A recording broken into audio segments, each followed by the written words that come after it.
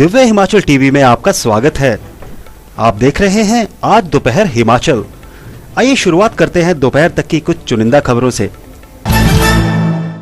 शहीद अंकुश ठाकुर होगा कड़ोता primary school का नाम, छोटे भाई को मिलेगी सरकारी नौकरी। शाहतलाई में फूंका चीन का पुतला, युवा कांग्रेस ने बुलंद की आवाज। पानी की सप्लाई दूसरी पंचायत को देने पर भड़के लोग, पाइपों का काम रोकने की धमकी। मंडी के बल में फंसे प्रवासी मजदूरों ने पकड़ी घर की वापसी की राह, 6 बसों में भेजे आम रेलवे स्टेशन। घर लौटते भर आई यूपी के मजदूरों की आंखें, बोले इतना प्यार और सम्मान कहीं नहीं मिला। अब समाचार विस्तार से।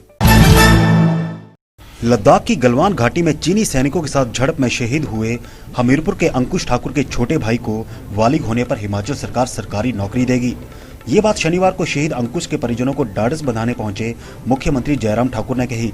शिमला से हेलीकॉप्टर में भोटा राधा स्वामी चैरिटेबल हॉस्पिटल के हेलीपैड पर उतरे मुख्यमंत्री सड़क से उपमंडल के कड़ोता गांव पहुंचे और शहीद के परिजनों को सांत्वना देकर हिमाचल सरकार की तरफ से 20 लाख रुपए की राशि प्रदान की।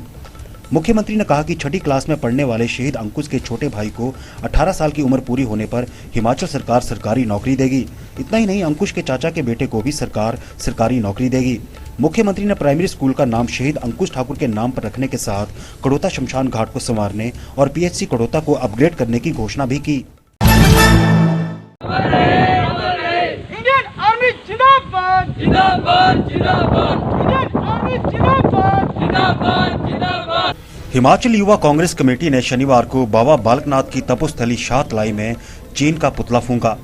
कमेटी सचिव अब्दुल खालिक की मौजूदगी में कार्यकर्ताओं ने गलवान घाटी में भारतीय सैनिकों की शहादत पर मौन रख श्रद्धांजलि दी। अब्दुल खालिक ने कहा कि चीन सीमा विवाद पर तनाव और युद्ध की स्थिति किसी भी समस्या का समाधान नहीं है।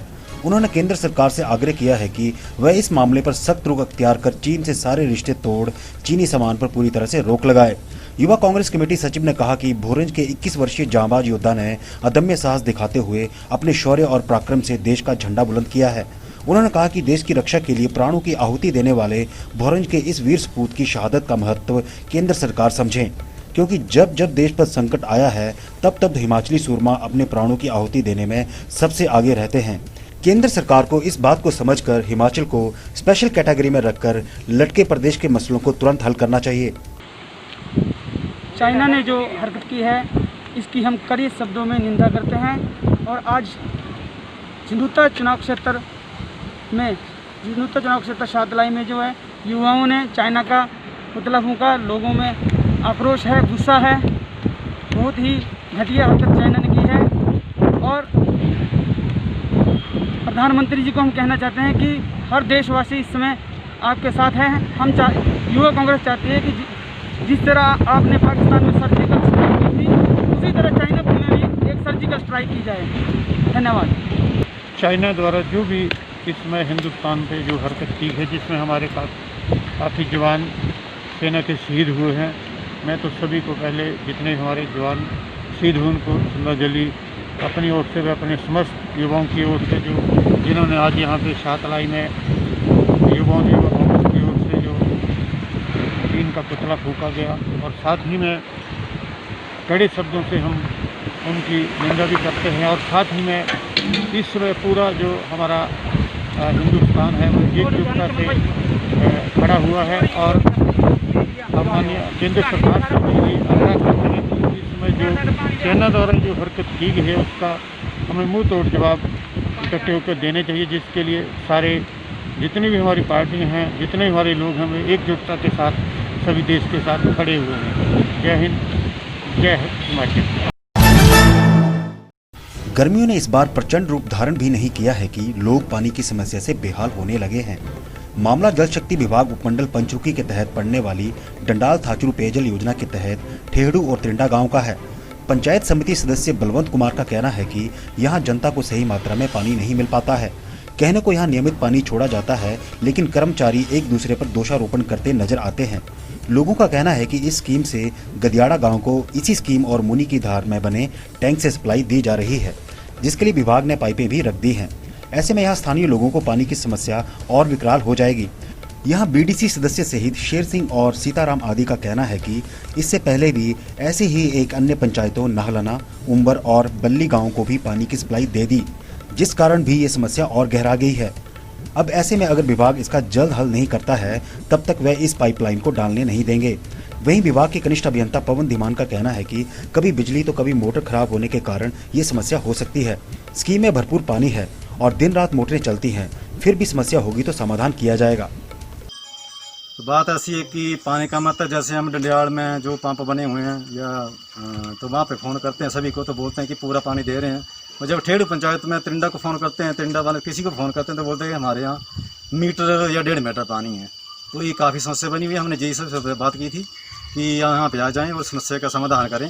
तो ये सामने पाइप पड़ी हुई है, ये गाँव बसी है, इसे पूछ लो जो भी है। मैं शेर सिंह, ग्राम पंचायत अपर ठेड़ू। पूरी गर्मियों में कम से कम 15 या 20 मिनट पानी आता है टोटल। जब नीचे फ़ोन करते हैं तो बोलते हैं हमने पानी पूरा छोड़ा हुआ है। जब मूनीधार में पानी टैंक में जब फ़ोन करते तो बोलते हैं कि 1.5 मीटर पानी ओके टोटल है। तो पानी का इतना मसला ख़राब हो चुका है कि पीने के लिए भी पब्लिक के पास पानी नहीं है। तो एक लाइन पहले भी मूनीधार से नाल के लिए बिछ गई है और दूसरी लाइन मूनीधार से गदैड़ के लिए बिछा रहे हैं। तो पानी मसला तो है, पानी अभी हमें पीने के लिए नहीं है। तो ये लाइन जब तक अपर ठेड़ू पंचायत का या तिरंडा का मसला या लो ठेड़ू का हल नहीं होता तब तक ये काम स्टॉप रहे।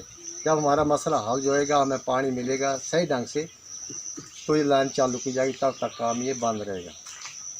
तो हमारी रिक्वेस्ट है कि ये समाधान पूरा किया जाए। और जो यहाँ के मुलाजिम हैं, जो ऊपर जो नीचे वाले मुलाजिम हैं बिल्कुल सही है जो पानी छोड़ते हैं, लेकिन यहाँ जो मुलाजिम है ऊपर जो मुलाजिम है जो पानी ऊपर से छोड़ते हैं वो पूरी गड़बड़ी करते हैं। ये कभी किसी को छोड़ रहे हैं, कभी किसी को छोड़ रहे हैं। यहाँ तिरंडा में सरकारी नलकों से 4-4, 3-3 कनेक्शन दे चुके हैं बंदे, 2-2 हज़ार रुपया खा चुके पब्लिक से, लेकिन आगे कंट्रोल पानी किया हुआ है। तो अपर ठेड़ू के लिए पानी बिल्कुल नहीं है। जे साहब आए, एक्शन साहब आए, SDO साहब आए, आके पानी छोड़े, फिर खुद देखें कि कितना पानी नीचे वाले क्या कर रहे हैं या ऊपर वाले क्या कर रहे हैं। मंडी के बल में फंसे प्रवासी मजदूरों को उनके घर भेजने के दिव्य हिमाचल टीवी के प्रयास रंग लाए और अब 94 श्रमिकों ने घर वापसी की राह पकड़ ली है। बता दें कि मंडी के बल उपमंडल में कोरोना से बचने के लिए लगाए गए लॉकडाउन के दौरान 94 प्रवासी लोग फंस गए थे। ये सभी अपने घर उत्तर प्रदेश लौटना चाहते थे, मगर उनके पास ना तो पैसे थे और ना ही कोई साधन। उन्होंने प्रशासन से कई मरतबा गुहार भी लगाई, लेकिन घर वापसी का प्रबंध नहीं हो पाया। इन मुफलिस और लाचार मजदूरों का मसला जब दिव्य हिमाचल टीवी और समाचार पत्र ने जिला प्रशासन और उत्तर प्रदेश सरकार से उठाया, तो अब जाकर शनिवार को इन 94 गरीब असहाय लोगों को डडौर से 6 बसों के जरिए ऊना जिला के अम्ब रेलवे स्टेशन भेजा गया। अम्ब से शनिवार शाम 6 बजे सभी मजदूर ट्रेन के माध्यम से अपने घर रवाना होंगे। लेबर जा रहे हैं, माइग्रेंट लेबर जा रहे हैं जो स्टैंडर्ड थे हिमाचल प्रदेश में, वो 180 के करीब है। और इसमें से जो बल सब डिवीजन की माइग्रेंट लेबर्स हैं वो लगभग 130 हैं, जिनको हम यहाँ से भेज रहे हैं। यहाँ से बसेस जा रही हैं, हिमाचल HRTC की 4 बसेस जा रही हैं जो इनको ले जाएगी ऊना तक। ऊना से फिर इनकी ट्रेन जाएगी गोरखपुर तक। और मैं आपको ये भी बताना चाहूँगा कि हमने इनके लिए पूरे इंतज़ाम किए हुए हैं। हमने इनके लिए पैक्ड लंच का इंतज़ाम किया हुआ है जो गवर्नमेंट की तरफ से दिया जा रहा है। साथ में थोड़ा सा अनपेरिशेबल जो 1-2 दिन यूज़ हो सकता है वैसी भी खाने की सामग्री हम इनको दे रहे हैं। हर माइग्रेंट लेबर को अलग से दे रहे हैं। हमारा नाम धर्मेंद्र है। मैं यहाँ खड में रुका था डटोल में, पर हम कई समय से हम यहाँ फंसे थे। तो होली के बाद हम आए थे यहाँ पर, हम फंसे थे। हमारी किसी ने मदद नहीं की। हम प्रधान के पास भी गए और यहाँ इसके क्या कहते हैं मंत्री के साहब उनके पास भी गए, जो वहाँ के विधायक के पास भी हम गए। हमारी कोई सुनवाई नहीं की। फिर SDM साहब के पास हम गए, पर SDM साहब ने हमको बोला अगर हमको कोई पीछे से अगर कोई सुविधा मिलती है तो आपको हम प्रबंधी जरूर करेंगे। इसके लिए फिर साहब के पीछे हम कोई हमारी सुनवाई नहीं की गई। रोजी रोटी की तलाश में परिवारों के साथ मेहनत मजदूरी करने वाले 80 साल के 2 बुजुर्ग कोरोना महामारी के कारण लॉकडाउन के दौरान पालमपुर में फंसकर रह गए थे। मारंडा के पास जंगल में झोपड़ी बनाकर रह रहे इन दोनों लोगों पर काम धंधा न होने के कारण रोजी रोटी का संकट खड़ा हो गया था। ऐसे में इनके लिए प्रदेश सरकार मसीहा बनकर सामने आई। शनिवार को इन लोगों को उत्तर प्रदेश के बहरीच, सरस्वती नगर और बलरामपुर रवाना किया गया। यहाँ से घर लौटते वक्त इनकी आंखें छलक आईं और राम प्यारी और तकेई राम ने बताया कि सरकार के आदेश पर 25 मार्च से उनके परिवार के लिए समय समय पर राशन उपलब्ध होता रहा। एसडीएम और तहसीलदार पालमपुर ने खुद राशन पहुंचाया और उसके बाद भी समय समय पर सहायता देते रहे। पालमपुर प्रशासन ने इसके अलावा हमारे बच्चों के लिए कपड़े, मिठाई और बिस्किट देकर राहत दी। बता दें कि 138 लोगों को घर भेजने का सारा इंतजाम प्रशासन ने ही किया है। कांगड़ा जिला प्रशासन ने आज यहाँ जो स्टैंडर्ड लेबर्स थे 124 की संख्या है, ये पालमपुर में बरंडा के पास लोग स्टैंड हो गए थे। इनको आज यहाँ से जो निवास स्थान है, मूल निवास स्थान है, वहाँ दूसरी व्यवस्था हम लोगों ने करी है। HRTC की बसेस के माध्यम से लोग ऊना पहुँचेंगे और इनकी ऊना से आज शाम को सरकार ने श्रमिक ट्रेन की व्यवस्था करी हुई है और इनको शाम को HRTC की बसें वहाँ पहुँचाएंगी, शाम तक ये पहुँच जाएंगे।